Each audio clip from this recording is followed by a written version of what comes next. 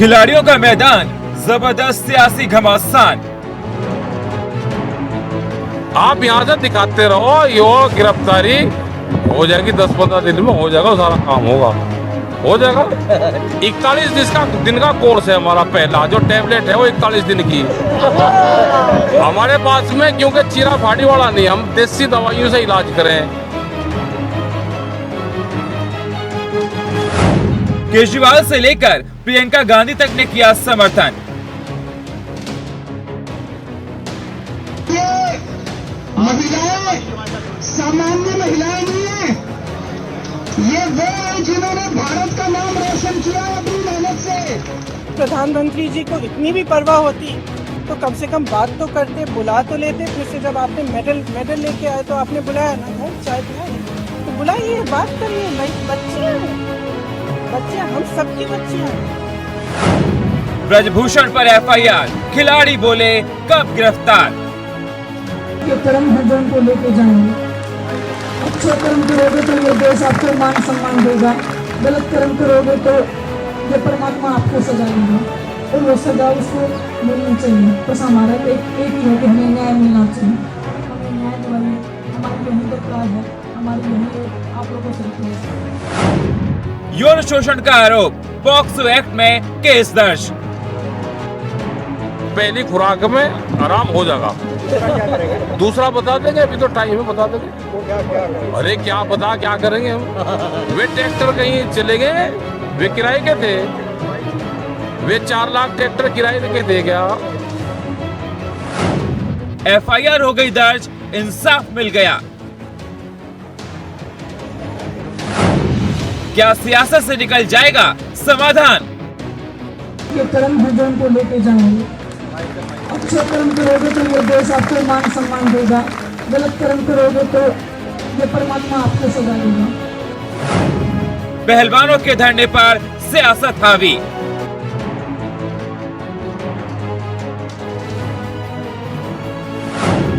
पहलवानी का दंगल बन गया राजनीतिक दंगल। अफसोस की बात है, भगवान करे कि उनको न्याय मिले।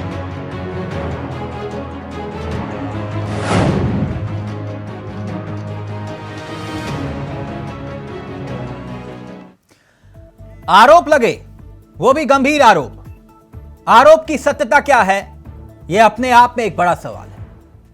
यह आरोप सिर्फ आरोपों की कहानी तक सीमित नहीं है। पूरा देश जानना चाहता है कि इस आरोपों में सत्यता है या फिर नहीं। आरोप गलत हैं तो आरोप लगाने वालों को सजा मिलनी चाहिए, मगर आरोप सही हैं तो फिर इसकी जांच होगी नहीं तो पता कैसे चलेगा कि आरोप गलत है या फिर सही है। सियासत जमकर हो रही है, होनी भी चाहिए, और सवाल भी उठ रहे हैं, उठने भी चाहिए। सवाल ब्रजभूषण शरण सिंह पर। आरोप गंभीर लगे। पॉक्सो एक्ट के तहत गिरफ्तारी की मांग लगातार की जा रही है। ब्रजभूषण सिंह ना तो कुश्ती संघ के अध्यक्ष पद से इस्तीफा दे रहे हैं और ना ही वो इस बात को मानने के लिए तैयार हैं कि उनसे कोई गलती हुई। वाजिब सी बात है, जब तक जांच नहीं होगी तब तक गलती हुई या नहीं यह कैसे साबित होगा। अब बार बार लगातार वो ये कह रहे हैं कि कुश्ती संघ के अध्यक्ष का पद उन्हें पहलवानों की मेहरबानी से नहीं मिला और ना ही वो पहलवानों की मेहरबानी से सांसद बने हैं। पर सवाल कई हैं। सवाल उन चेहरों के इर्द गिर्द भी हैं जिसमें कुश्ती संघ में उन्हीं का परिवार भी दिखाई देता है। पूरा देश ब्रजभूषण शरण सिंह से पूछ रहा है कि आखिरकार वो जांच के लिए तैयार हैं तो दिल्ली पुलिस उन्हें बुला क्यों नहीं रही। ब्रजभूषण शरण सिंह के खिलाफ पॉक्सो एक्ट और यौन शोषण के आरोप में केस दर्ज है। यह कार्रवाई एक नाबालिग के साथ साथ 7 महिला रेसलर्स की शिकायत पर हुई। इन आरोपों पर बृजभूषण शरण सिंह पहले ही साफ कर चुके हैं कि यह मेरे खिलाफ एक साजिश है, राजनीतिक साजिश है। बकायदा हरियाणा के कुछ पहलवानों का नाम लेते हुए वो इस राजनीतिक साजिश का हिस्सा उसे बता रहे हैं। मगर सवाल यह कि आखिरकार कौन सच्चा है कौन झूठा है, इसकी जांच क्यों नहीं हो रही? क्या पूछताछ हुई? यह भी आज एक यक्ष प्रश्न बना हुआ है। और इस दरमियान पीटी उषा भी आज जंतर मंतर पर दिखाई दी और कुछ नाराजगी की तस्वीरें भी सामने आई। पहले आपको 2 बयान सुना रहे हैं, राकेश टिकैत, मेनका गांधी क्या कुछ कह रहे हैं वो सुनिए और फिर सीधा रुख करेंगे अपने मेहमानों की तरफ। भारतीय जनता पार्टी महिलाओं का बहुत सम्मान करती है, आप भी महिलाओं का बहुत सम्मान करती हैं। ऐसे में मेडल लाने वाली महिलाएं वो आज धरने पर बैठी हैं, क्या कहेंगी इसको लेकर? अफसोस की बात, भगवान करे कि उनको न्याय मिले। आप यहाँ से दिखाते रहो, यो गिरफ्तारी हो जाएगी 10-15 दिन में, हो जाएगा, सारा काम हो जाएगा। 41 दिन का कोर्स है हमारा, पहला जो टैबलेट है वो 41 दिन की हमारे पास में, क्योंकि चीरा फाड़ी वाला नहीं, हम देसी दवाइयों से इलाज करें। उसका पहली जो टैबलेट है वो 41 दिन की है, तो अभी 31 दिन हो रहे हैं, तो फिर उसके बाद में दूसरी टैबलेट बदलेंगे अगर उससे आराम नहीं होगा। लेकिन हमें उम्मीद है कि पहली खुराक में आराम हो जाएगा। दूसरा बता देंगे, अभी तो टाइम है, बता देंगे। अरे क्या पता क्या करेंगे हम। वे ट्रैक्टर कहीं चले गए, वे किराए के थे, वे 4 लाख ट्रैक्टर किराए के थे क्या? तो दंगल पहलवानों का है या फिर सियासत का दंगल भी हो रहा है? एक तरफ कर्नाटक में चुनाव हो रहे हैं और दूसरी तरफ दिल्ली में सियासी दंगल छिड़ा है। सीधा रुख कर रहे हैं अपने मेहमानों की तरफ। आपको बता दें आज हमारे साथ इस चर्चा में जो मेहमान शामिल हो रहे हैं उनसे आपका परिचय करवा देते हैं। हमारे साथ इस कार्यक्रम का हिस्सा डॉक्टर धनोज, राजनीतिक विशेषज्ञ हैं, वो इस कार्यक्रम का हिस्सा बन चुके हैं। मनोज भाटी हमारे साथ इस कार्यक्रम का हिस्सा बन चुके हैं, जो कि वकील हैं, एडवोकेट हैं और बकायदा इस पूरे मसले को लेकर कानूनी पेचीदगियां क्या हैं और कानून क्या कहता है उसकी जानकारी उनसे लेंगे। और साथ ही हमारे साथ इस कार्यक्रम का हिस्सा देवेंद्र प्रमुख साहब बनेंगे, बीजेपी के नेता हैं। चंद्रमोहन शर्मा कांग्रेस के चेहरे हैं, वो भी इस कार्यक्रम का हिस्सा बनेंगे। लेकिन क्या सियासत से निकलेगा समाधान इस पूरे विवाद का, या फिर कानून की चौखट से निकलेगा रास्ता? एक छोटा सा ब्रेक ले रहे हैं, ब्रेक के उस पार इसी सवाल का जवाब लेंगे और जानने की कोशिश करेंगे कि आखिरकार कौन सच्चा कौन झूठा। यह तो तय कोर्ट में होगा, जांच में होगा, लेकिन हकीकत क्या है इन आरोपों की, इसका पता कैसे चलेगा? एक छोटा सा ब्रेक ले रहे हैं, जल्द हाजिर हो रहे हैं।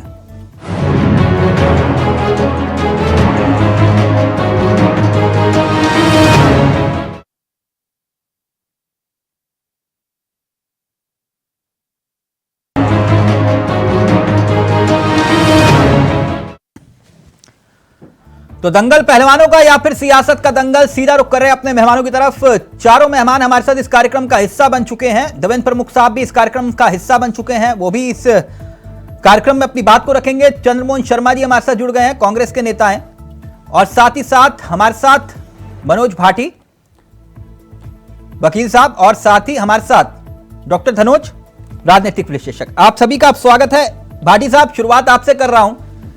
कानूनी नजरिए से समझना चाहेगा पूरा देश, कौन सच्चा है कौन झूठा है, यह तय तो कोर्ट में होगा, जांच के बाद होगा। ना तो आप, ना हम, ना प्रमुख साहब, ना चंद्रमोहन शर्मा जी, किसी जजमेंट पर पहुंचना जल्दबाजी, क्योंकि आरोप संगीन है। कानून क्या कहता है इस पूरे मसले को लेकर, अब वो भी तब जब 5 दिन हो गए एफआईआर के, अभी तक कोई पूछताछ नहीं हुई। कानून क्या कहता है सर? अभी माननीय सुप्रीम कोर्ट के आदेश से मुकदमा पंजीकृत हुआ है, विवेचना चल रही है, तो इसलिए जल्दी कोई नहीं है। विवेचक जो होगा उसकी जांच पड़ताल करेगा, उसके बाद कोई आगे निर्णय लिया जाएगा। वैसे मैं इसमें बताना चाहूंगा कि जिस तरह से इसमें विपक्षी लोग राजनीति कर रहे हैं वो बिल्कुल एक तरह से घिनौनी बात है, क्योंकि ये कोई जो भूषण जी कर रहे हैं उन्होंने बिल्कुल केवल जो कहा है वो बिल्कुल मेरे हिसाब से तो सही कहा है कि एक ही परिवार के लोगों को ज्यादा दिक्कत है इससे, बाकी पूरे देश में किसी स्टेट में इसी तरह की कोई कंप्लेन नहीं है आज तक किसी चीज की। और उसके बाद पूर्व भी आपने देखा होगा कि ये लोगों को अभी कुछ दिनों से ये चीजें जिसकी घटना बता रहे हैं उसके बाद तो इनका शादियों में सब जगह सामाजिक कार्यक्रमों में आना जाना रहा है। तो मेरे हिसाब से तो ये एक तरह से राजनीति से प्रेरित और कुछ नहीं। मसला राजनीतिक है या नहीं है वो तो कोर्ट में ही तय होगा सर, क्योंकि एफआईआर दर्ज हुई है, सुप्रीम कोर्ट मामला पहुंचा। मैं कानून के नजरिए से आपसे जानना चाह रहा था, कानून क्या कहता है अगर किसी पर पॉस्को एक्ट लग गया, फिर कानून क्या कहता है? क्योंकि मैं किसी राजनीतिक नजरिए से आपसे जानना नहीं चाह रहा, क्योंकि मैं कानून के नजरिए से सिर्फ आपसे जानना चाह रहा हूं। कानून के नजरिए से ये है कि यदि किसी के अगेंस्ट में एफआईआर पंजीकृत हो जाती है उसका मतलब ये नहीं है कि तुरंत अरेस्टिंग हो जाती है। जो नहीं, पॉक्सो एक्ट क्या कहता है? क्या उसमें अरेस्टिंग होती है तत्काल की नहीं? तत्काल अरेस्टिंग नहीं होती है, तत्काल अरेस्टिंग चलती है। जैसे एविडेंस आते हैं, एविडेंस के आधार पे जो भी गिरफ्तारी होनी है नहीं होनी है। क्या पूछताछ की कोई समय सीमा होती है कि एक डेडलाइन की आपको 3 दिन के अंदर ये बयान दर्ज करने हैं, पूछताछ करनी है, या फिर इसके इतर आप 5 दिन लगे, 50 दिन लगे, 100 दिन लगे, 400 दिन लगे, आप पूछताछ जारी रखिए? इन्वेस्टिगेशन में कोई टाइम लिमिट नहीं होती है, बेशक अपने हिसाब से अपने टाइम के हिसाब से देखना करता है। ये मीडिया ट्रायल नहीं होता है कि एक बार मुकदमा पंजीकृत, कितने हजारों लाखों सैकड़ों मुकदमे पंजीकृत है पॉक्सो के क्या गिरफ्तारी हो जाती है, योजना चलती है। बेशक समझ से आया कोई एविडेंस आया है तो अरेस्टिंग होगी, नहीं तो नहीं होगी। तो यानी कानूनी नजरिए से एफआईआर पंजीकृत हो गई उसका मतलब गिरफ्तारी सुनिश्चित है, ऐसा कुछ नहीं है। पहले विवेचक तय करेगा, विवेचना करेगा, एविडेंस को आएगा कि गिरफ्तारी होनी है कि नहीं होनी है, तब गिरफ्तारी की कोई बात होगी। अभी तक विवेचना का ना कोई टाइम लिमिट है, ना कोई टाइम लिमिट। ठीक, मनोज जी आपकी आवाज भी बहुत कम आ रही है और मेरी रिक्वेस्ट होगी आपसे पर्सनली, क्योंकि मैं राजनीतिक विषय पर आपसे कोई चर्चा नहीं करूंगा, मैं सिर्फ कानूनी नजरिए से आपसे समझूंगा कि कौन सी धारा क्या कहती है और किस नजरिए से इस धारा के तहत इस केस में आगे क्या हो सकता है। बस मैं इतना जानना चाहूंगा आपसे। खैर, देवेंद्र प्रमुख साहब कैसे आप? प्रमुख साहब, मैं एक बात जानना चाह रहा था सर 10 दिन से ज्यादा का वक्त धरना देते हुए हो गया और 5 दिन हो गए एफआईआर के, मगर ना पूछताछ ना गिरफ्तारी। क्या जांच ऐसी ही होती है सर? अगर इस बात को मैं रखता जो भाटी जी ने रखी है तो राजनीति से परिस्थिति होती। ये जो कानून है ना, ये जो कोर्ट है, ये सबसे विश्वसनीय ताकत है लोकतंत्र की जी। अगर आप कोर्ट गए ना तो कोर्ट के डिसीजन का इंतजार कीजिए। अगर जो हो रहा है दूध का दूध पानी का पानी नहीं हुआ ना, ये सब चीज राजनीति से परिचित होकर जिस तरह से ये किया जा रहा है, ये सारी चीज ओपन होगी धीरे धीरे। आप मैं इस पर माननीय सांसद का आपने इसलिए पक्ष भी नहीं ले रहा, जांच का विषय है। भारतीय जनता पार्टी से पहले तो सरकार नहीं थी जब वो उसकी संख्या 10 बने थे और उस पर लंबा समय रहा, और अब चुनावी वर्ष है, 11 वर्ष लगभग पूर्ण होने जा रहे हैं। और उससे पहले लंबे समय तक जिन लोगों ने ये प्रेषित करता किया है, अब कोर्ट में गए हैं। अच्छी बात ये नहीं, मेरे सवाल को एक बार फिर से ध्यान से सुनिए प्रमुख साहब। कोर्ट में डिसीजन का इंतजार नहीं, बिल्कुल अच्छी बात है, डिसीजन होगा सरकार को, बिल्कुल अच्छी बात है सर, बिल्कुल अच्छी बात है, कोर्ट के डिसीजन का इंतजार होना चाहिए, बिल्कुल सही कह रहे हैं आप। लेकिन 10 दिन से ज्यादा इनको धरने पर हो गए और 5 दिन से ज्यादा एफआईआर दर्ज हुए हो गए। सवाल यह है कि बयान दर्ज भी हो सकते हैं है सर जी, 50 दिन भी हो सकते हैं, तो जरूरी नहीं है कि 10 दिन में जो है आपका सारा ये देश चल रहा है। नहीं ठीक है, 50 मामला पड़ा है, आप कह रहे हैं 50 दिन हो सकते हैं, भीड़ हो रही है इधर उधर सर सरकार कोशिश नहीं कर रही क्या सर हो सकते हैं, मैं आपकी बात मान गया। जब एफआईआर दर्ज करने के लिए काम करना कोशिश करना, आप प्रमुख साहब प्रमुख साहब, जब जांच के इतर एफआईआर दर्ज करवाने के लिए सुप्रीम कोर्ट जाना पड़े तो फिर 50 दिन भी हो सकते हैं, मैं आपकी बात से सहमत हूं।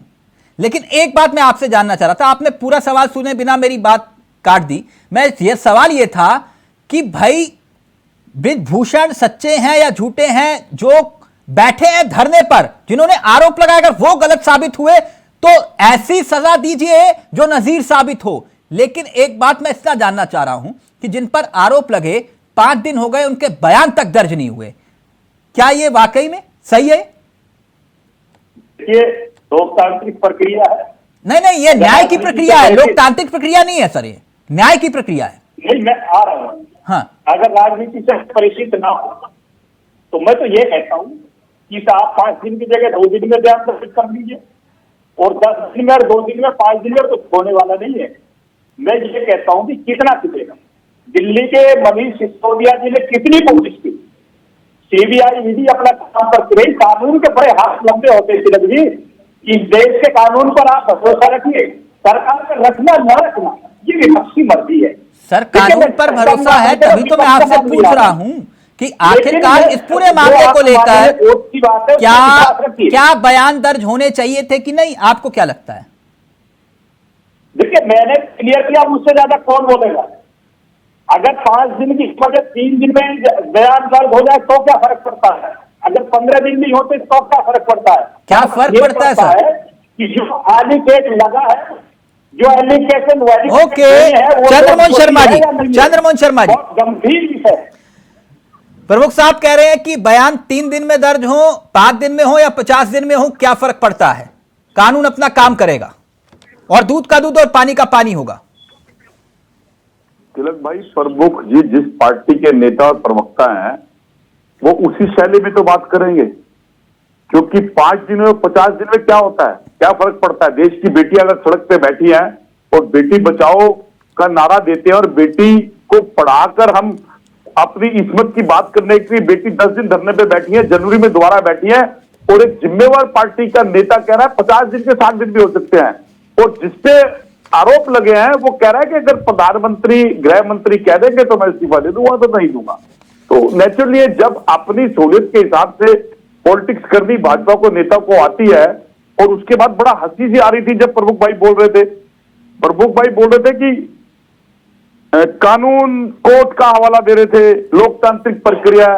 वो कानून और लोकतांत्रिक प्रक्रिया उस दिन नहीं थी जब 2 असामाजिक तत्वों को मारने के लिए 3 असामाजिक तत्वों का जन्म हुआ था, और उन्होंने अपना कैरियर के लिए कहा था। और शर्मा जी कहां पहुंच गए आप पति अहमद पे? विषय से भटक रहे हैं, प्लीज विषय पर आइए। क्योंकि मेरे मित्र ने मैटर जुड़ता है तिलक भाई, उन्होंने बोला कि कानून और कोर्ट की बात करी, तो क्या उस विषय पे कानून और कोर्ट को कार्रवाई नहीं करनी भी चाहिए थी? और उसके बाद कर पाते हैं, और वही सांसद कहता है कि अगर प्रधानमंत्री जी कहेंगे, मंत्री जी कहेंगे, भाजपा अध्यक्ष नड्डा जी कहेंगे तो मैं इस्तीफा दे दूंगा। क्या कोई बच्ची, मेरी बहन, सबकी बहन, कोई बच्ची सड़क के ऊपर आती है, अपनी इस्मत टूटने की बात करती है, क्या वो झूठ बोलती है? क्या एक हो या 7 हो? चंद्रमोहन जी, अगर मगर किंतु परंतु आपकी पार्टी के नेताओं पर आंदोलन भड़काने के आरोप लग रहे हैं, पहलवानों को आंदोलन पर बिठाने के आरोप लग रहे हैं, बकायदा हुड्डा परिवार का नाम सामने आ रहा है। अगर ये सच साबित हुआ तो एक उद्योगपति का जिक्र हो रहा है। कोई भी लड़की, चाहे वो होश में हो या उसको सुध-बुध ना हो, मान लीजिए, कभी भी अपनी किस्मत को दिवाला नहीं करती है, और अगर कोई व्यक्ति ऐसा कह रहा है तो वो झूठ बोल रहा है। आज भी देश के अंदर इतना मान सम्मान है कि औरत अपनी इस्मत के लिए ऐसे गंदे काम नहीं करती है, और जो लोग ऐसा कह रहे हैं वो गलत कह रहे हैं। मैंने विषय क्या उठाया, क्या एक कॉमन आदमी के लिए अगर पास्को लग जाए क्या उसको इतनी राहत मिलेगी? अभी देवेंद्र भाई कह रहे हैं कि एक लड़की का मैटर है, लड़कियां कह रही है हम 7 पहलवानों का मैटर है। उन्होंने अनुराग ठाकुर से मुलाकात कर ली, पीटी उषा से मुलाकात कर ली, जनवरी में वो आके बैठ गई, तो उसके बाद दोबारा आके बैठ गई। जवाब ले लीजिए प्रमुख साहब, फिर मैं आ रहा हूं धनुष आपके पास। बात ही नहीं होगी। प्रमुख साहब जवाब दीजिए, चंद्रमोहन जी बात करें। देखिए, जो चंद्रमोहन जी कह रहे हैं तिलक जी, वही बात मैं कह रहा हूं। उन्होंने कहा है कि वो जो बेटी है उनके सम्मान की बात है, और एक चीज आपने बहुत क्लियर कर दिया इसी के साथ कि राजनीति से परिचित है। जिस हुड्डा का नाम आप ले रहे हो, अगर मैं लेता इसका तो राजनीतिक परिचित होता, लेकिन आपने क्वेश्चन किया। कहीं चंद्रमान जी ने कहा कि इसकी गारंटी है, हुड्डा का हाथ उसमें नहीं है। जवाब दीजिए। हुआ तो उसमें कांग्रेस निष्कासन करेगी। शर्मा जी, अगर ये वाकई में बात कह रहे हैं हुड्डा परिवार का अगर नाम ना हुआ तो, वो ये कह रहे हैं अगर हुड्डा परिवार का नाम हुआ तो? देखिए, अंधेरे के अंदर तीर चलाने से अच्छा है भाजपा एक कमेटी का नाटक मत करे और जिसका नाम है उसको उजागर करे। और भारत की 7 बेटियां न्याय मांगने के लिए बैठी हैं, उनको न्याय दे। अगर वो गलत है तो समाज के सामने साबित करे। एक व्यक्ति के आगे देश की किस्मत को नीचे मत करें। इंटरनेशनल लेवल के ऊपर खिलाड़ियों का मान सम्मान जाता है। ये वही, तभी तो आप कह देते हैं कि वो खिलाड़ी लड़ने लायक नहीं है इसलिए बाहर आ गए। क्या कैसे कैसे वक्तव्य देते हैं आप? मतलब अगर जंतर मंतर पे देश के अंदर कोई प्रदर्शन करने जाएगा, अगर उसको विपक्ष के नेता मिलने जाएंगे तो वो उसके पीछे हैं, आप ये कहना चाहते हैं? तो फिर विपक्ष के नेता ये भी कहते हैं कि हम दो हमारे दोस्त पूरा अडानी अंबानी का पूरा पैसा जा रहा है उसे। सर फिर कहां अडानी अंबानी पर हर सवाल का जवाब अडानी अंबानी हो जाते हैं? सर प्रमुख साहब प्लीज। वो प्रमुख जी की बात का जवाब है वो। प्रमुख साहब जी, मैं ये कहता हूँ कि चंद्रमान जी ने ऐसा ये सोया हुआ भूत को दोबारा से उठा दिया, ये भूत ही मानता हूँ। क्योंकि उत्तर प्रदेश में सबसे अतीत की जो संपत्ति है वो 11,000 करोड़ पर पहुंची है, सबसे अडानी की बराबर आकर खड़ा हो गया। और इन लोगों के सहयोग से वो राज्यपाल की हत्या 2004 में कर देता है और 11-12 तक 11,000 साहब अतीक अहमद मुद्दा नहीं है, अडानी अंबानी मुद्दा नहीं है। जिस मुद्दे पर चर्चा कर रहे हैं उस मुद्दे पर आइए कृपया करके। जो बात चंद्रमोहन शर्मा जी, देश में आपकी 6 लोग की सरकार थी, उसके बाद वो 11,000 करोड़ का होगा। आप अडानी यहाँ पे एक बिजनेसमैन जैसा भी अच्छा पूरा कुछ भी हो सकता है। अडानी जब आप राजस्थान सरकार आपकी सबसे बड़े टेंडर अडानी से दे रही है तब कोई दिक्कत नहीं। बाला साहब के संबंध उनके साथ है। मुद्दा पहलवानों का है, मुद्दा ब्रिजभूषण शरण सिंह का है। आप कहाँ घूम रहे हैं सर? कहाँ घूम रहे हैं सर? मुद्दा ब्रिजभूषण शरण सिंह। तो आपकी नेता और चली गई हैं एक मिलने के लिए, पीटी उषा मिलने के लिए गई हैं, मेनका गांधी मिलने के लिए गई है। उनका भी हाथ कह दीजिए। आज पीटी उषा उनका भी कह दीजिए, उनका भी हाथ है। आज पीटी उषा आपको नेता होगी। आज पीटी उषा खिलाड़ी नहीं है जिसने जब आपको मेडल दिया, जब दुनिया में आप तरफते कोई आपको एक मेडल नहीं पाया। जब पीटी उषा ने मेडल दिए तब वो हीरो थी देश की। ये दोगली नीति, ये दोहरा आपका हमेशा आपको फंसाता है। इसीलिए शक करते हैं लोग, इसीलिए शक करती है देश की जनता आपकी नीतियों पर कि आप इसको नहीं पाते। चंद्रबाबू भाई आपकी पार्टी किसान आंदोलन पे बैठेंगे तो कांग्रेस में बिठाएंगे। देश के युवा डिस्कशन करेंगे बेरोजगारी का तो कांग्रेस के अंदर महंगाई बढ़ेगी तो भी आ जाएगी। भाजपा के नेता कुछ नहीं करेंगे। बेरोजगारी पर चर्चा कीजिए। भाजपा के नेता कुछ नहीं करेंगे। बयान देने से आप बेरोजगारी खत्म नहीं कर रहे। माननीय मोदी जी के भेष को आप कर नहीं करेंगे। देश के प्रधानमंत्री की घोषणा करने का मतलब समझते हैं भारतीय जनता पार्टी की नहीं होती। इस देश की और भारत के महान लोकतंत्र की जिसकी भूमिका पूरे डॉक्टर धनोज, जिसको पूरा विश्व डॉक्टर धनोज, विदेश में प्रमुख साहब 1 मिनट रुकिए ना, इतना गुस्सा मत करिए। 1 मिनट रुकिए आराम से सर। डॉक्टर धनोज नहीं, एक मिनट। चंद्रबाबू जी के साथ वैसे भी प्यार है हमारा। नहीं, मैं जानता हूं आप लोगों की मोहब्बत जो है। हाँ, प्रोग्राम के बाद चाय पार्टी होती है, मुझे मालूम है सब। 1 मिनट डॉक्टर धनोज, ये नजरिया तो इंसाफ का है ना, न्याय का है, तो फिर इसमें सियासत, क्या न्याय मिलता हुआ दिखाई दे रहा है आपको? मैं ये फिर कह रहा हूं, मैं जजमेंट पे नहीं पहुंच रहा। कौन सच्चा है कौन झूठा है जांच के बाद ही पता चलेगा। बिल्कुल बिल्कुल, बहुत बहुत धन्यवाद आपका। इस मुद्दे पर आप जानते हैं कि मैं बेबाकी से राय रखता आ रहा हूं। एक शेर आज मैं पढ़ता हूं ब्रिजभूषण शरण सिंह के लिए। सच्चाई का चिराग बुझता नहीं तूफानों में, सच्चाई का चिराग बुझता नहीं तूफानों में, झूठे लोगों से जंग नहीं लगता ईमानों में। देखिए, अगर आप एफआईआर की बात करते हैं, आप भाटी जी से पूछ रहे थे, तो महिलाओं के लिए 1973 में ही जैसे संशोधन करके कानून बनाया गया, फिर 2012 में पॉक्सो लाया गया। पॉक्सो का मतलब होता है वो लड़की जो छोटी हो, बहुत छोटी हो, उसमें कोई सोचने वाली बात नहीं है। ऐसे उसमें बच्चे नहीं होता, नाबालिग ही होते हैं। सर बोलने दीजिए, नाबालिग कह देने तो देखिए, यही तो है, यही लूप होल समझना है कानून का। अच्छा, यही तो समझने की जरूरत है कि कुछ भी बोल के कोई गुजर जाते हैं। अदालत में व्याख्या करने वाले लोग पॉइंट टू पॉइंट व्याख्या करते हैं। नहीं, आप करिए, व्याख्या करिए। सुनिए ना, जज साहब वकील को भगा देते हैं कोर्ट से। नहीं, जिन चिरागों को आप जला रहे थे, बुझा रहे थे, भूषण जी देखेंगे तो उनको भी अच्छा लगेगा। नहीं, मैं चिराग जला रहा हूँ ना, जलाने तो दीजिए मुझे।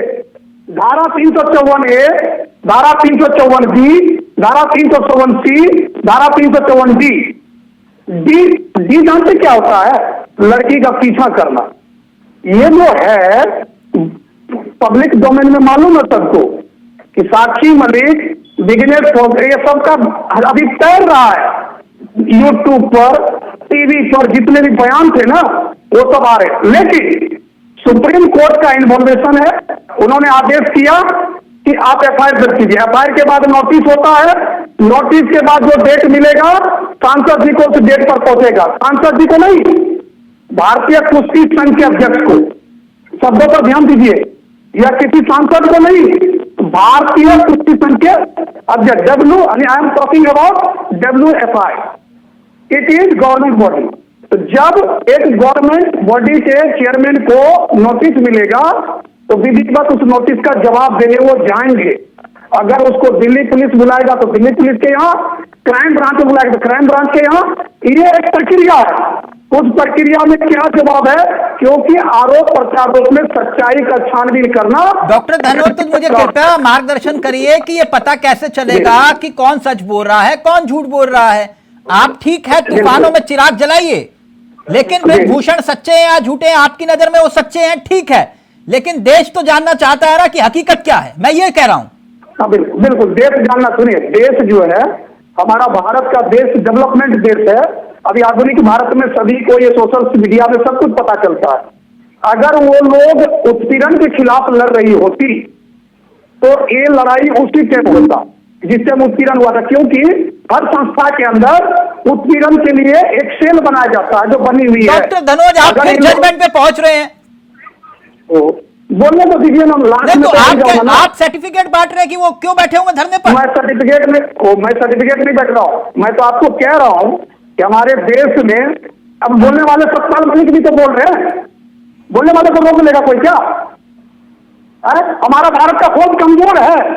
अगर एक सिपाही को कुछ हो जाए तो हमारा भारतीय फौज चुप रहने वाला है क्या? लेकिन बोल रहे हैं सत्यपाल मलिक। ओके शर्मा जी, जवाब। शर्मा जी, नहीं, मैं अभी अब भाटी साहब के पास जाऊंगा। कानूनी नजरिए से जो समझा रहे हो आप मैं समझ लूंगा, लेकिन ये बात कि वो धरने पर क्यों बैठे हैं, वो क्यों इतने वक्त के बाद धरने पर आए, आप ये कैसे प्रश्न उठा रहे हैं डॉक्टर धनोज? आपको मंशा, प्रथम दृष्टिया मंशा देखा जाता है। मंशा, ओके शर्मा जी, वो कह रहे हैं कि मंशा है, मंशा ठीक नहीं है, धरने पर बैठे तो बैठे क्यों? जवाब दीजिए, फिर मैं आ रहा हूं भाटी जी आपके पास।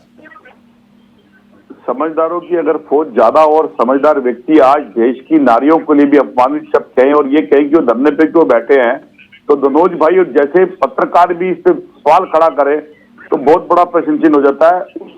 सभ्यता को, जिस सभ्यता को ये कह के चलते हैं कि नारी सर्वमान्य है और नारी का मान सम्मान सम्मान्य है, मेरा प्रश्न फिर उठता है कि क्या कोई बच्ची, क्या कोई लेडीज किसी के साथ दुर्व्यवहार का एक नाटक करके इस तरह से सड़क पे आ सकती है इतना लंबा लड़ने के लिए?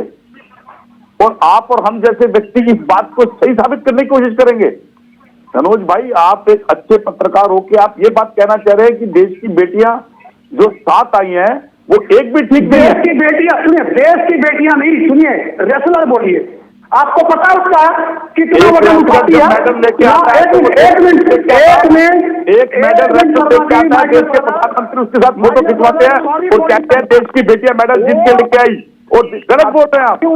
आप गलत बोल रहे हैं, कितने आप गलत बोल रहे हैं। मैं कह रहा हूँ देश की मेडल है तो कांग्रेस पार्टी को याद है फोटो खिंचवाते हैं और कहते हैं देश के प्रधानमंत्री चलाई है। उनका वेट गलत बोल रहे हैं आप धनोज भाई, आप जैसा व्यक्ति मैं क्या कह रहा हूँ, गलत क्यों बोलूंगा? वो कितने मेडल जीत के लाते समय देश की बेटियां। My dear brother Chandramohan Sharma ji, एक सेकेंड, लास्ट उसका रिकॉर्ड देखिए, उसका वेट होता है कितने वेट में कुश्ती जीती है, आपको पता ही है। क्या कह रहे हो? कांग्रेस को चैलेंज करता हूँ। क्या कह रहे हो सर? आप कैसी धनोज जी कैसी बातें कर रहे हैं आप? धनोज जी लॉजिकल बात करिए ना, लॉजिकल बात करिए। कौन कितने मिनट में कुश्ती जीत रही है, उसकी लड़ाई हो रही है क्या? कर रहे हो? अरे क्या बात करते हो? मतलब स्पोर्ट्समैनशिप को खत्म कर रहा है और जितने देश के स्पोर्ट्समैन है उसको सत्ता लगा रहा है। बिल्कुल क्या कर रही हो आप? बिल्कुल विरोध करते हैं आपका। कांग्रेस क्या कर रही है? कांग्रेस विपक्ष की भूमिका के अंदर मुद्दा सामने रख रही है। जांच क्यों नहीं हो रही? कार्रवाई क्यों नहीं हो रही? जांच वाली कार्रवाई क्यों नहीं हो रही? चुप क्यों? आपकी क्या रुचि है, मैं पूछना चाहता हूँ, आप अपनी रुचि बताइए। बेकार आप मुझे सर्टिफिकेट दीजिए, आपकी रुचि क्या है इस लड़ाई में? मैं तो सवाल करता हूँ, मेरा काम है। कांग्रेस की क्या रुचि है? देश की बेटियां अगर सड़क बैठी है धरने के ऊपर तो आप उनसे जाके पूछे। तो प्रियंका गांधी के साथ जो पीए है, प्रियंका गांधी के पीए जो है, उसको क्यों नहीं सजा हुई? प्रियंका गांधी का पीए क्या कर रहा है? ठीक हो गया, बाकी गलत हो गए। वाह भाई वाह, वाह वाह वाह, बिना चीनी के चाय पी लो तो मतलब आपको शुगर नहीं होगा? जरूर होगा। एक मिनट भाटी जी, एक मिनट। डॉक्टर धनोज, ये लड़ाई नियम बदलने को लेकर, मैं फिर वही बात कह रहा हूं जो बात आप कह रहे हैं, नियम बदलने को लेकर लड़ाई है या नहीं है, ये पता कैसे चलेगा बिना जांच के? सवाल वही है, जांच होनी चाहिए। तो फिर आप एक तरफ कह रहे हैं, जजमेंट दे रहे हैं कि धरने पर क्यों बैठे आप? मैं जजमेंट नहीं दे रहा हूँ, आप यहाँ बैठ के जजमेंट ही दे रहे हैं doctor Dhanoj. Sir ji, my dear friend, अगर वो लोग सत्य होते तो सुप्रीम कोर्ट से बड़ा कोई कोर्ट है ही नहीं। अगर कोई हाई कोर्ट तो मुझे बताइए। मैं आज जंतर मंतर अभी मैं ट्रेन पकड़ के जंतर मंतर को उसका सपोर्ट करूंगा। मैं मत जाइएगा जंतर मंतर, एक मिनट। क्यों नहीं जाऊंगा मैं? तो चले जाइए, किसने रोका है? चले जाइए ना, किसने रोका है? तो फिर वो सुप्रीम कोर्ट के कहने के बावजूद भी बैठ के ड्रामा कर रहे हैं। ये ड्रामा कब तक? डॉक्टर धनोज, अगर आपको ये ड्रामा लग रहा है तो वो आपका विवेक हो सकता है, वो आपका विवेक हो सकता है कि वो ड्रामा है या नहीं है। भारत का विवेक है, पूरा भारत इस बात को जानता है। ठीक है, ठीक है डॉक्टर धनोज, आप पूरा भारत नहीं है, आप पूरा भारत नहीं है, आप पूरा भारत नहीं है। देश कानून से चलता है। पूरा भारत मैं नहीं हूं, मैं भारत का नागरिक हूं। बिल्कुल नागरिक है, आपने अपनी राय रख दी, ठीक है। आप मनोज भाटी जी, सर मैं आपसे एक कानूनी नजरिए से जानना चाह रहा था कि जब इस तरह के मामले होते हैं जिसमें कोर्ट स्वतः संज्ञान ले, एफआईआर दर्ज करने का आदेश पुलिस को दे, उस मामले में पुलिस एफआईआर दर्ज करे दो एफआईआर और 5 दिन गुजर जाएं और फिर भी पूछताछ के लिए आरोपी शख्स को ना बुलाया जाए, क्या सामान्य लगता है? ये सब कुछ सामान्य प्रक्रिया है? जहाँ तक प्रक्रिया की बात है, ये मीडिया ट्रायल सबसे ज्यादा इस मैटर में चल रहा है। मेन मुद्दा ये है कि किसी के अगेंस्ट में भी रोज कोई मुकदमा पंजीकृत होता है तो पहले एविडेंस की बात होती है। मुकदमा तो आप किसी के अगेंस्ट में भी पंजीकृत हो सकता है। ये चीज तो विवेचक को देखनी है कि उसमें एविडेंस क्या आ रहे हैं। सपोज एविडेंस ही नहीं है तो एफआईआर लॉन्च करने की गिरफ्तारी तो नहीं हो जाती। एविडेंस वही एविडेंस की हम बात सपोज एविडेंस है तो वो इन्वेस्टिगेशन में आएंगे। बिल्कुल भाटी साहब, इन्वेस्टिगेशन में आएंगे तो गिरफ्तारी भी होगी। एविडेंस तो इतना हड़बड़ाहट और उसकी क्या जरूरत है? अभी इसमें जब विवेचना चल रही है तो विवेचना ना तो मीडिया ट्रायल से प्रभावित होती है ना किसी के प्रेशर से होती है। बिल्कुल विवेचना विवेचक का अपना प्रेरोगेटिव है, हाईकोर्ट भी उसमें इंटरव्यू नहीं कर सकता। एविडेंस अपने उससे जो विवेचक विवेचना कर रहा है वो जरूर अपने हिसाब से देख इस तरह के मामलों में किस तरह के एविडेंस की जरूरत पड़ती है? एविडेंस अब किसी के अगेंस्ट में एलिगेशन लगाने से तो वो कोई आपकी बात जो है साबित नहीं हो जाती है। ये तो विवेचक को देखना होता है कि जो आरोप लगे हैं वो सारी चीजें ग्राउंड पे क्या है और एविडेंस में क्या आ रहा है, उसी के हिसाब से तो गिरफ्तारी भी हो गई। और जब कोई नहीं है तो सेक्शन 21 भी है पॉक्सो में अवेलेबल है। एविडेंस के रूप में उदाहरण के तौर पर डॉक्टर धनोज पर अगर किसी ने, अब व्यक्तिगत मत लीजिएगा धनोज जी, किसी महिला ने अगर आरोप लगाए XYZ, धनोज जी छोड़ दीजिए, ABCD कर लीजिए, नहीं दीजिए उदाहरण मेरे पे दीजिए ना। कोई इस तरह का कोई आरोप लगाए तो क्या डॉक्टर धनोज से पूछताछ होगी या फिर नहीं होगी? पूछताछ होगी, लेकिन वो टाइम बाउंड नहीं होती है सर। हाँ। सपोज FIR हो गई है तो विवेचक का काम है विवेचना करने को। अब ये तो है नहीं कि एक ही मुकदमा देश में, करोड़ों, एक थाने में सैकड़ों मुकदमे होते हैं, thousands of cases are pending there. ये थोड़ी ना कि एक FIR होगी तो विवेचक जो अपना जरूर उसमें कुछ ना कुछ विवेचना तो कर रहा होगा। एविडेंस नहीं आ रहे होंगे जिससे गिरफ्तारी नहीं हो पा रही है, क्यों मान रहे हैं कि हम कि भाई एविडेंस ही है तो गिरफ्तारी होगी? नहीं आ रहे होंगे एविडेंस तो नहीं हो रही है गिरफ्तारी। और FIR का जहां तक वो सवाल है, इसमें बयान दर्ज करना कोई महत्वपूर्ण पहलू नहीं है। एक सेकंड, कोर्ट के माध्यम से FIR हो या डायरेक्ट थाने से FIR हो, इससे कोई फर्क नहीं पड़ता इन्वेस्टिगेशन पे। इन्वेस्टिगेशन IO का अपना विवेक है और अपने हिसाब से चलता है। इवन ऑनरेबल हाई कोर्ट और सुप्रीम कोर्ट भी इंटरव्यू नहीं कर सकते इन्वेस्टिगेशन में। इन्वेस्टिगेशन की मैं बात कर रहा हूं, उसमें बयान दर्ज करना जरूरी होता है कि नहीं? बयान दर्ज होंगे, 161 के बयान होंगे, उसके 164 के बयान होते हैं, पीड़िता के होते हैं। इसमें क्या, ये तो यही विवेचना का पार्ट है। अब ये जो सवाल खड़ा हो रहा है, जो बात डॉक्टर धनोज ने कही, चंद्रमोहन शर्मा जी आप अपनी बात रखना चाह रहे थे, क्योंकि कानूनी नजरिए से मैं समझना चाह रहा था कौन सी धारा क्या कहती है। मनोज जी अभी उस पर नहीं आ रहे हैं, लेकिन फिर भी उनका कहना यह है कि विवेचना जांच का अधिकार IO का है। अब IO तय करता है कि आखिरकार किसके बयान कब लेने हैं, कब नहीं लेने हैं, उसके बाद ही गिरफ्तारी होती है या फिर वो एक प्रक्रिया है। इतनी हड़बड़ाहट क्यों? मीडिया ट्रायल हो रहा है। चंद्रमोहन शर्मा जी जो बात डॉक्टर धनोज कह रहे हैं, जवाब दीजिए, फिर उसके बाद प्रमुख साहब आ रहा हूं आपके पास। देखिए, बिल्कुल गलत है। जब एक FIR को लिखवाने के लिए बच्चों को कोर्ट जाना पड़ा और कोर्ट के बाद FIR लिखी गई, क्या ये मान्य था? उसके बाद FIR लिखने के बाद पुलिस की ड्यूटी बनती है कि उसके ऊपर बयान ले।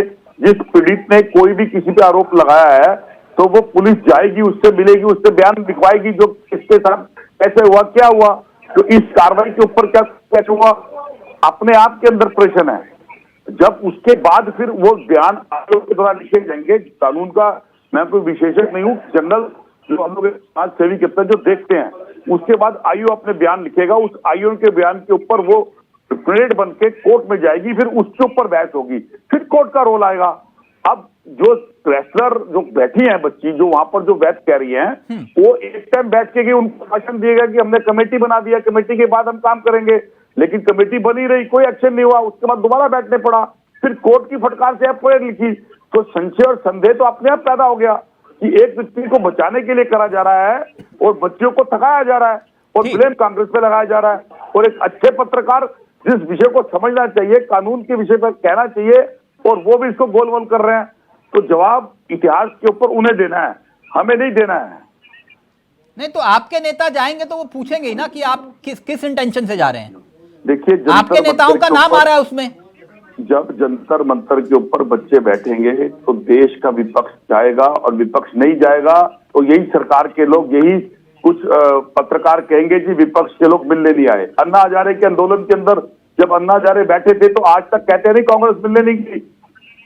आज अगर वो कांग्रेस के नेता जा रहे हैं, प्रियंका गांधी गई है या जो भी गया है, वो तो भाजपा की सांसद भी गई है, मेनका गांधी भी।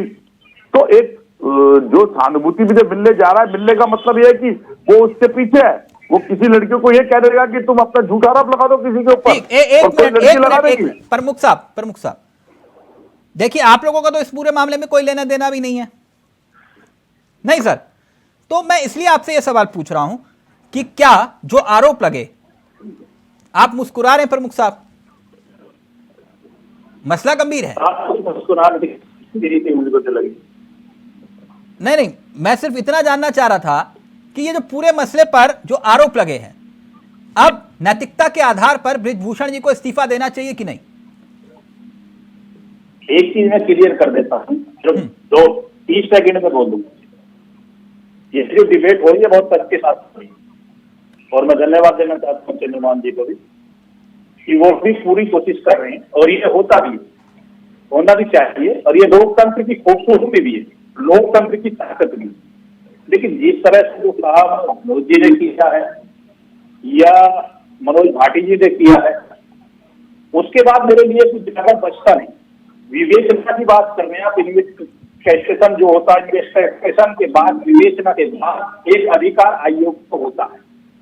वो किसी भी व्यक्ति से, क्या तो आम व्यक्ति हो या वो माननीय सदस्य हो, अगर उसके पास जब एविडेंस जाएंगे तो एक कारण होती है केस में। प्रमुख साहब, मेरे सवाल को एक बार फिर से ध्यान से सुनिएगा। मैंने पूछा कि नैतिकता के आधार पर बृजभूषण जी को इस्तीफा देना चाहिए कि नहीं, जो आरोप लगे उन पे। मैं बता देता हूँ, वहीं आना उसमें डेली की कार्रवाई चढ़ती है। अगर किसी में दम है, अगर चैनल में दम है, अगर आप चाहते हैं कांग्रेस में दम है, तो उस आईओ से बात करें, सरकार की जरूरत नहीं है। और जो डेली की कार्रवाई है उसे ओपन करा लें कि वो कब माननीय सांसद से टाइम लेकर मिले हैं, क्या उन्होंने विवेचना की है, यह अधिकार नहीं होता। प्रमुख साहब, मैंने सिर्फ ये पूछा कि नैतिकता के आधार पर उन्हें इस्तीफा देना चाहिए कि नहीं। नहीं, इस्तीफा का बनता क्या, मैं बताऊंगा, मैं आ रहा हूँ अपनी बात पर। आप तो कह रहे हैं इस्तीफा नहीं बनता है। किसी को चोर कह रहे हैं, और आपसे चोर कहने के बाद ये कहती है आप चोर है, कुछ होता कि ना। अगर मैं आपको इसी कार्यक्रम में साबित कर दूं, नहीं प्रमुख साहब, आपको मैं इसी कार्यक्रम में साबित कर दूं, आप ये कह रहे हैं कि इस्तीफा क्यों बनता है, आप ये कह रहे हैं कि इस्तीफा क्यों बनता है, अगर मैं इसी कार्यक्रम में आपको साबित कर दूं तो नहीं कर दीजिए आप, मैं चैलेंज के तौर पे आपको जवाब दूंगा। तो आप चैलेंज करके बात कर रहे हैं कि मैं इसको जवाब दूंगा। बहुत अच्छी बात है, जवाब दीजिएगा, बिल्कुल जवाब दीजिएगा। आपने कहा कि उनको इस्तीफा नहीं देना चाहिए, ठीक है, आपका विवेक हो सकता है, लेकिन अगर आप कह रहे हैं कि मैं चैलेंज करके कह रहा हूं कि अगर मैं आपके सवाल का जवाब दूं, बहुत अच्छी बात है। आपके सबसे बड़े नेता, देश के लिए सबसे बड़ा उदाहरण पेश करने वाले नेता लाल कृष्ण आडवाणी जी ने इस्तीफा क्यों दिया था? नहीं, काट करिए आप, अब इसकी काट करिए। लाल कृष्ण आडवाणी जी का इस्तीफा को लाकर क्या भूषण जी ये दागी बन गए? नहीं, उन्होंने नैतिकता के आधार पर एक नजीर पेश की थी। प्रमुख साहब, उन्होंने नैतिकता के आधार पर एक नहीं प्रमुख साहब, आप गुस्सा मत होइए। उन्होंने नैतिकता के आधार पर एक नजीर पेश की थी कि जब तक मैं आरोप मुक्त नहीं होता मैं इस पद पर नहीं बैठूंगा। उन्होंने एक नजीर पेश की थी पूरे देश के सामने। आप ये कह रहे हैं कि क्यों इस्तीफा दें? जब पीछे एक हाथी के पीछे पूरे गांव के कुत्ते भौं भौं भौं भौं करके लग जाएंगे तो मजबूरी है तो हिला के आगे करना होगा। और आगे पीछे प्रमुख साहब, आप कैसी भाषा का इस्तेमाल कर रहे हैं? बात कर रहा है नहीं, आप कैसी भाषा का इस्तेमाल कर रहे हैं? जो कि सत्य है नहीं, भेज सकते नहीं, तो कोई इस्तीफा देने का वजूद वहां बनता है जहां नैतिकता हो। आप कैसी भाषा का इस्तेमाल कर रहे हैं कि हाथी चल रहा है और कुत्ते भौंक रहे हैं? क्या मैं आपसे ये पूछ रहा हूं कि नैतिकता के आधार पर क्या आडवाणी जी ने इस्तीफा दिया था कि नहीं? प्रमुख साहब, मेरे ऊपर भड़कने से कुछ नहीं होगा, मैं सिर्फ तथ्य के आधार पर सवाल पूछ रहा हूं आपसे कि क्या नैतिकता के आधार पर आडवाणी जी ने इस्तीफा दिया था कि नहीं, क्योंकि आपने चैलेंज दिया मुझे, मैं आपसे यही पूछ रहा हूँ।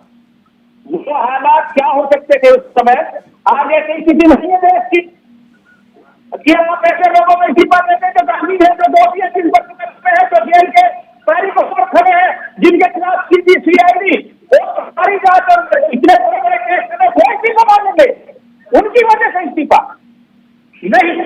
अगर खिलाड़ी मांगे एक कुछ सौ के मांगे, पूरा सब एक कुछ सौ के मांगे तो निश्चित रहना चाहिए प्रमुख साहब, लेकिन किसी नहीं रहना चाहिए।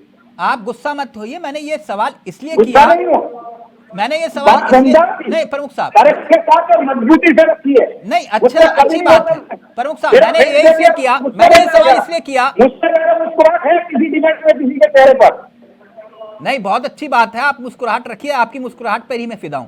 मुझे एक बात बताइए कि ये बात जो आप कह रहे हैं, मैंने ये सवाल आपसे इसलिए किया क्योंकि बृजभूषण सिंह एक बात कह रहे हैं, लगातार कह रहे हैं, बहुत अच्छी बात है कि कोई मुझ पे आरोप लगाएगा तो आरोपी होने के नाते मैं इस्तीफा नहीं दूंगा, ठीक, लेकिन वो साथ साथ ये भी कह रहे हैं कि अगर देश के प्रधानमंत्री गृह मंत्री अमित शाह या फिर पार्टी अध्यक्ष जेपी नड्डा साहब मुझसे कहेंगे इस्तीफा दो तो मैं दे दूंगा।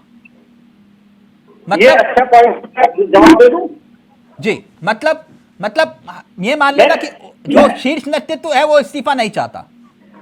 नहीं, मैं अभी मैंने सुना कुछ, आप मेरे जवाब सुनने के लिए क्वेश्चन किया ना सर, मैं जवाब देता हूँ।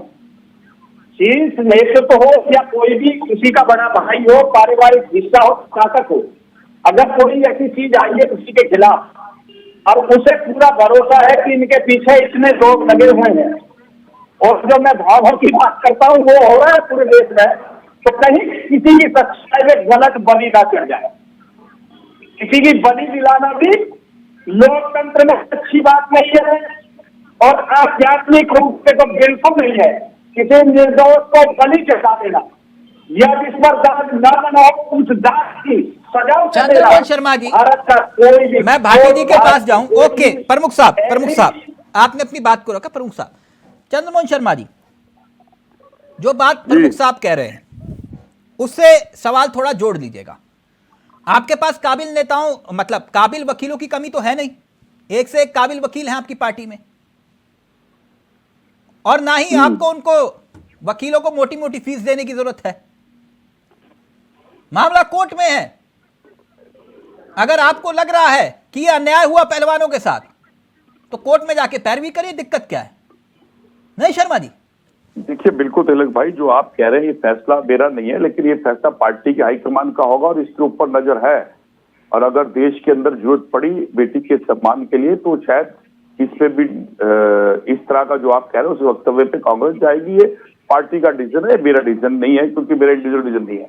लेकिन विषय क्या आता है कि ये जो पहलवान फकोट है वो क्या कहती है कि मैंने जब पहली बार प्रधानमंत्री से मिली तो मैंने प्रधानमंत्री को भी इस विषय पे कहा, तो उन्होंने क्या कहा, उनका मैं बयान भी पढ़ा था, इसमें लिखा उन्होंने कि 2021 के टोक्यो ओलंपिक में जब मैं प्रधानमंत्री नरेंद्र मोदी जी से मिली तो मैंने बृजमोहन सिंह शरण की शिकायत उनसे की, लेकिन उस दौरान यौन उत्पीड़न की बात नहीं की थी। लेकिन उस दौरान यौन उत्पीड़न की बात नहीं की, उन्होंने कहा कि आप चिंता मत करिए, हम बैठे हैं, इस शिकायत पे बात करेंगे। ये उसका बयान मैं पढ़ रहा था। अब विषय क्या आता है कि अगर उस समय उन्होंने गंभीरता दिखाई तो क्या आज गंभीरता की जरूरत नहीं है? क्या आज ये प्रश्न ये समाज के अंदर अगर ये बच्ची बैठी है तो क्या और दरिंदों के लिए ये प्रश्न खड़ा नहीं हो जाएगा? वो हर दरिंदा यही प्रश्न करेगा शर्मा जी कि मेरे पे उठाए गए प्रश्नों का जवाब। एक कुश्ती संघ पर कब्जा करने के लिए एक परिवार उतावला है, इस वजह से ये सब कुछ हो रहा है। ये हरियाणा वर्सेस यूपी लड़ाई बना दी गई है, मैं इसलिए कह रहा हूं। और आपके नेता जो हरियाणा के नेता है वो खुलकर सामने आ रहे हैं, इसलिए ये सवाल खड़े हो रहे हैं। इसलिए डॉक्टर धनोद ने यह सवाल किया था। देखिए ये जो बात कहनी है बेमानी बात है। अगर आप पहलवान कहां से आ रहे हैं? यूपी से और हरियाणा से। और अगर पहलवानों के लिए आ रहे हैं और कोई स्पोर्ट्समैन स्पोर्ट्सशिप के अंदर आ रहा है तो क्या वो गलत है? अब सही या गलत का फैसला तो कंप्लेंट के बाद कोर्ट में जाने के बाद फैसला होगा। प्रमुख साहब, फिर मनोज जी आपके पास गलत, लेकिन विषय यह है कि क्या उनकी कंप्लेंट पे कार्रवाई होनी चाहिए थी या नहीं, या अब तक उनको क्यों बैठे, विषय यह उठता है। तिलक सर, इसमें कई जल्दी से दूसरी मैं कहता हूँ कि ये घटना एक उत्तर प्रदेश के पहलवान का हम जिक्र कर दिया, नरसिंह यादव के साथ घटी थी, और इन सारे पहलवानों को, खिलाड़ियों को, सबको पता था, लेकिन एक व्यक्ति नहीं बोल पाया। और ये आज मुझे भी अच्छा लगता, आज पूरा उत्तर प्रदेश में देश खड़ा होता है।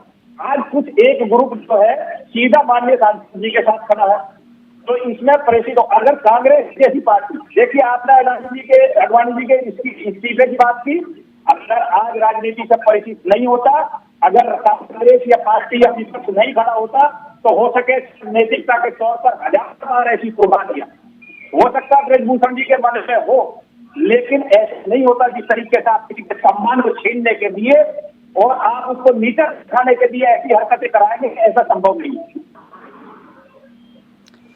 मनोज भाटी जी, मैं आपसे एक प्रक्रिया समझना चाह रहा हूं। कानून की प्रक्रिया क्या होती है ऐसे मामलों में, और अब आगे क्या होगा, जरा ये दर्शकों को समझा पाए तो। मेरा ये कहना है, मैं पूर्व में भी आपको बता चुका हूँ, इसमें किसी के इंटरवेंशन से इन्वेस्टिगेशन पे कोई फर्क नहीं पड़ता। ये जो कह रहे हैं इसमें पीड़ित हैं वो हाई कोर्ट, सुप्रीम कोर्ट जा सकते हैं, इन्वेस्टिगेशन को टाइम बाउंड करा सकते हैं। उनके पास ऑप्शन है कि हमारा इन्वेस्टिगेशन 3 महीने में, 6 महीने में कंप्लीट हो जाए, ये हो सकता है। लेकिन कोर्ट ये नहीं कह सकता कि आप 4 दिन में ही करिए कंप्लीट। 161 CRPC, 164 CRPC के उनके स्टेटमेंट होंगे, एविडेंस देखा जाएगा क्या है क्या नहीं है, तब होगा। अब खाली मीडिया ट्रायल से या किसी के अगेंस्ट में FIR हो गई है उसको अरेस्टिंग हो जाए, ऐसे नहीं होता है। ये तो ऐसे तो लाखों करोड़ों FIR पूरे देश में डेली होते हैं, तो जेल तो एक दिन में भर जाएंगे। क्या सबकी अरेस्टिंग हो जाती है? आप बताइए, पूरे देश में लाखों करोड़ों FIR होती है एक दिन में, क्या लाखों करोड़ अरेस्ट हो जाते हैं दिन में? इन्वेस्टिगेशन होता है। तो ये भी जो माननीय सांसद जी के अगेंस्ट में विवेचना चल रही है। ठीक, 10 सेकंड साहब आपके पास एविडेंस आ गया है तो अरेस्टिंग हो गए। Okay, doctor Dhanoj.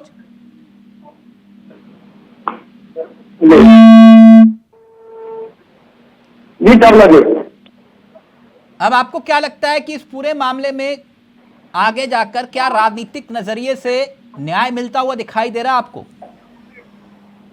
देखिए, ये पहली बात तो राजनीति खत्म तो हो जाए, विक्टिम और कोर्ट के बीच दरमियान में किसी लीडर का होना, ये भी शक का संदेह होता है। ठीक, शक का अच्छा, मुझे एक बात सिर्फ मैं दो मिनट सिर्फ मैं प्रमुख साहब से बात करना चाह रहा हूं। प्रमुख साहब, आपकी पार्टी का एक नारा भी है कि आप नारा भी है और देश के प्रधानमंत्री भी कहते हैं कि परिवारवाद को हम और बढ़ावा नहीं देते हैं और परिवारवाद के खिलाफ हम लड़ाई लड़ रहे हैं। बहुत अच्छी बात है, राजनीति में परिवारवाद नहीं होना चाहिए। लेकिन सोशल मीडिया पर इन दिनों एक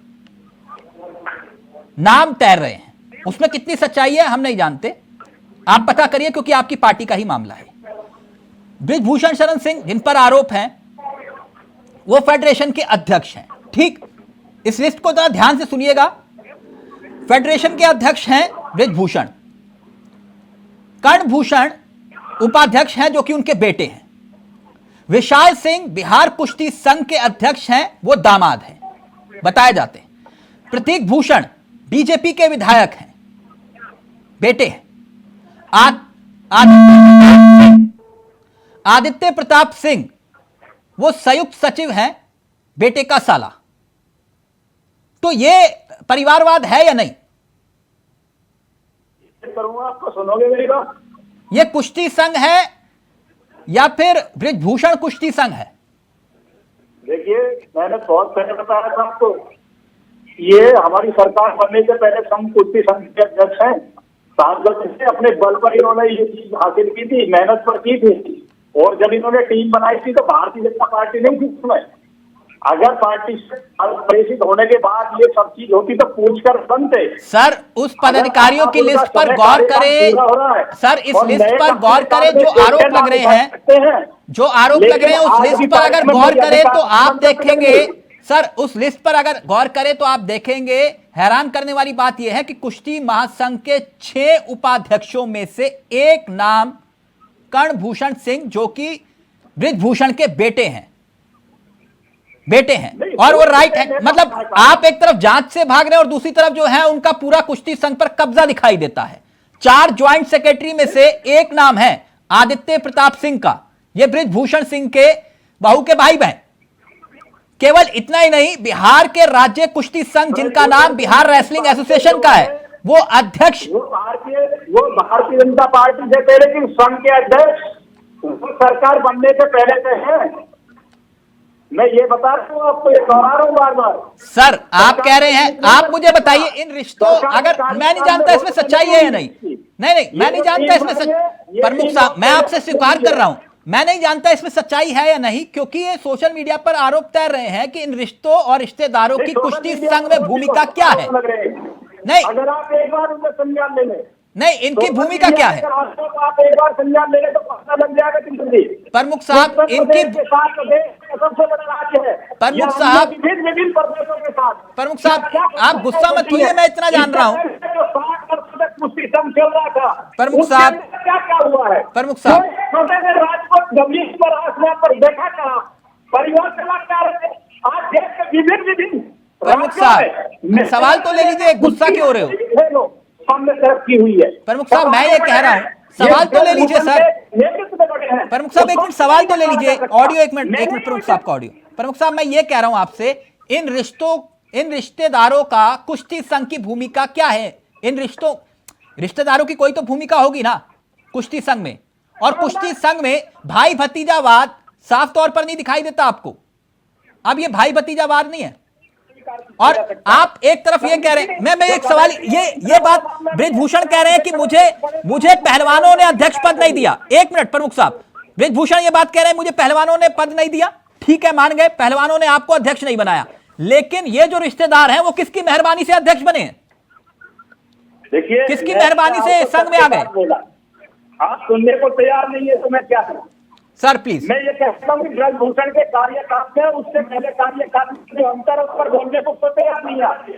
ठीक, थैंक यू सर। जांच होनी चाहिए, बिल्कुल सही कहा धर्मप्रधान ने भी, शर्मा जी ने भी और मनोज भाटी ने। किसी नतीजे पर पहुंचना जल्दबाजी है, लेकिन जांच होनी चाहिए। हो सकता है कि इन आरोपों में सच्चाई ना हो, राजनीतिक आरोप, बात हो सकती है बिल्कुल सर, लेकिन जांच तो होनी चाहिए। थैंक यू सो मच, बहुत बहुत शुक्रिया आप सभी का। वक्त इजाजत नहीं दे रहा, दंगल पहलवानों का या फिर सियासत का। नमस्कार, जय हिंद, जय भारत।